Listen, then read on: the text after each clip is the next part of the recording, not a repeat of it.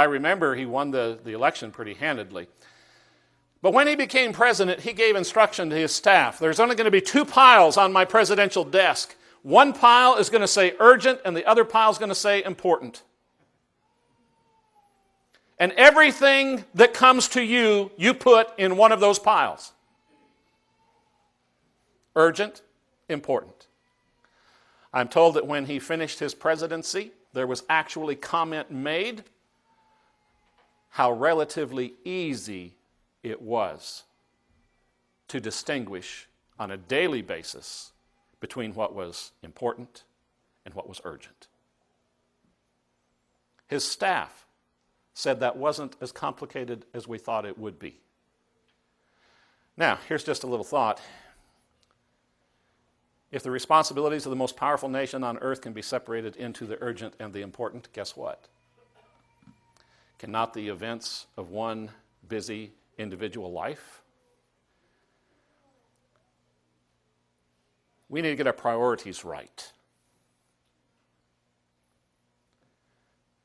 We need to do what we're assigned to do, but do it in the full knowledge of the importance of people.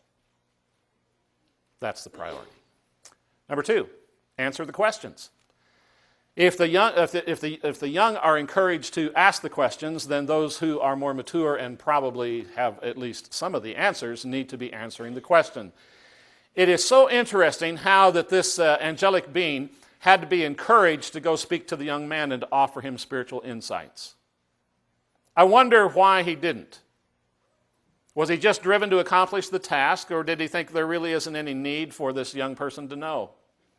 Zechariah really doesn't need to know. I mean, this is something happening that's beyond his ability. It's beyond his comprehension. Why should I waste my time, dealing with this young guy? Answer the question. As the spiritually significant in the lives of our youth, we must do the same thing. Remember this about Jesus? Then after 3 days, they found him in the temple, sitting in the midst of the teachers. Now watch, he was both listening to them and answering their questions. Typically when we think about this 12-year-old event in Jesus' life, we think, well, he was talking, he was teaching the teachers, the learned people. No, he wasn't. That wasn't all he did. What else did he do? He listened to them. He heard them. He was comprehending things from them. Prioritize. We need to make sure that we are answering those questions. Why? Because dangers await. That's why. We need to answer spiritual questions when young people ask them, because there are dangers that are waiting for them. We also need to answer those questions because one misplaced step can lead to many others. As those who are mature, we should know that. You put your foot where it doesn't need to be, and you may slip someplace you don't want to go. Why is it important to answer the questions? Because one bad step can lead to another. And we need to do it because others are eager to speak of evil, godlessness, and of humanity. Number 3, run. The text says run. My mind, I know, doesn't work necessarily like everybody else's, but I'm so visual, and I got this vision of this angel measuring, he's just kind of floating around measuring, and then he tells Zechariah what he's doing, and then he kind of floats another direction, and then, this other angel shows up, and that angel says, "Run, speak to that young man." And my vision changes. All of a sudden, this angel hits the ground. And maybe it's because he was so lofty in his attitude. But all of a sudden, he's on the ground, and he's amid all the rubble of Jerusalem, and he has to make a path. He's supposed to be running to talk to this young man. Urgency. This verb is called for because the young are priority, and they long for answers. Why? Because they're running. Have you ever known a young person not to run? If you're going to speak to them, guess what you're going to have to do? You're going to have to run because they're running. Also because evil is running.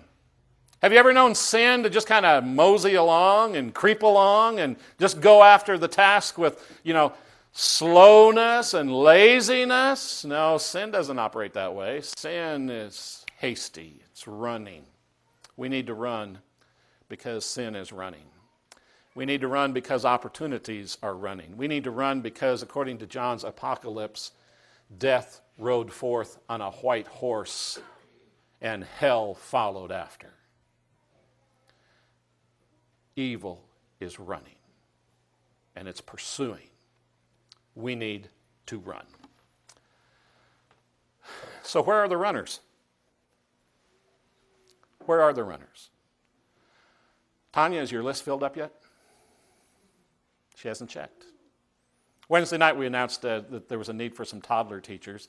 And I told Tanya then, I said, well, I hope people sign up because they're going to take it real personal if Sunday comes along. Where are the people running to speak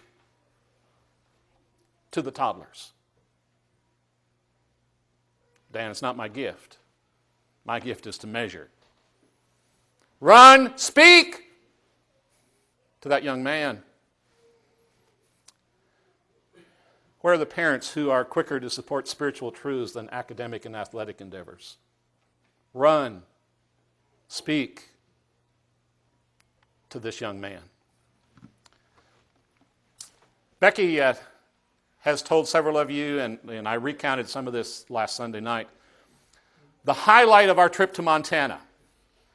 She experienced Sunday morning following services.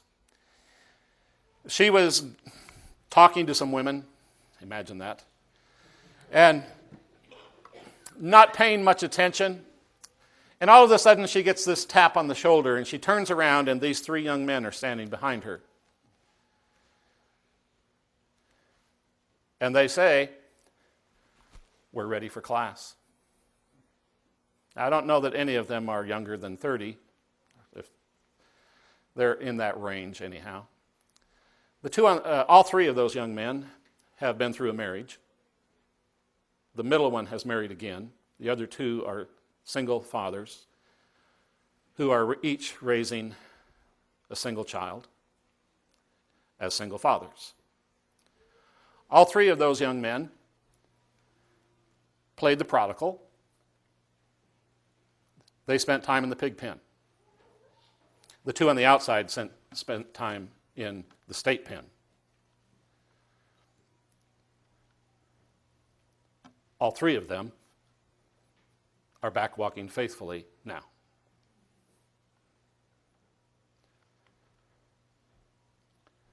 But when they were little helligans, nobody wanted to teach the class. Nobody.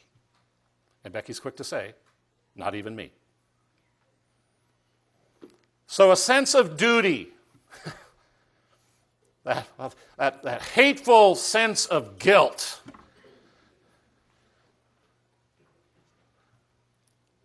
was so heavy that Becky said, I will teach these young people.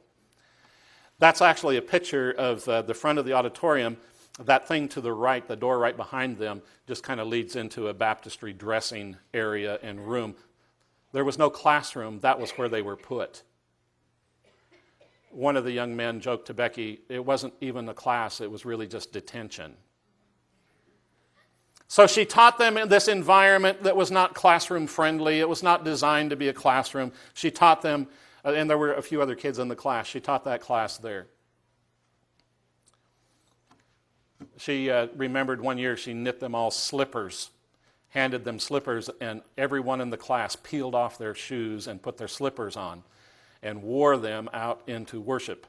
And she's there at the door saying, maybe you should put your shoes back on. And they're all, no, we're not going to put our shoes back on. You made us slippers. So here are these three men. Do you remember when you made us slippers? Nobody wanted to teach them.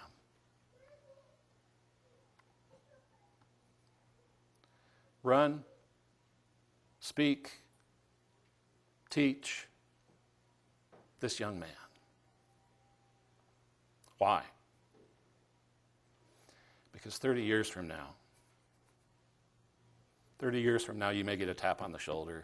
It says, remember when you taught me?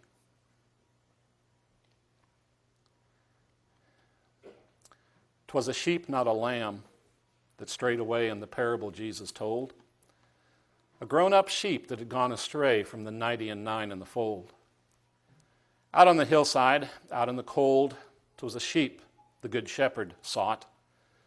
And back to the flock, safe into the fold, 'twas a sheep the good shepherd brought. And why for the sheep should we earnestly long and earnestly hope and pray? Because there is danger if they go wrong. They will lead the lambs astray. For the lambs will follow the sheep, you know, wherever the sheep may stray.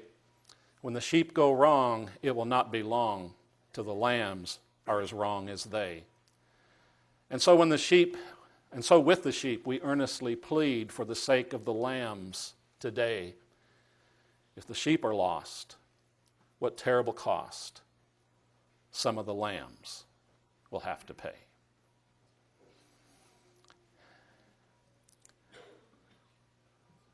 As we conclude, return to the text of our lesson. When I looked again, I saw a man with a measuring line in his hand. Where are you going? I asked. He replied, I'm going to measure Jerusalem, to see how wide and how long it is. Then the angel who was with me went to meet a second angel who was coming toward him. The other angel said, hurry and say to that young man, Jerusalem will someday be so full of people and livestock that there won't be room enough for everyone. Many will live outside the city walls.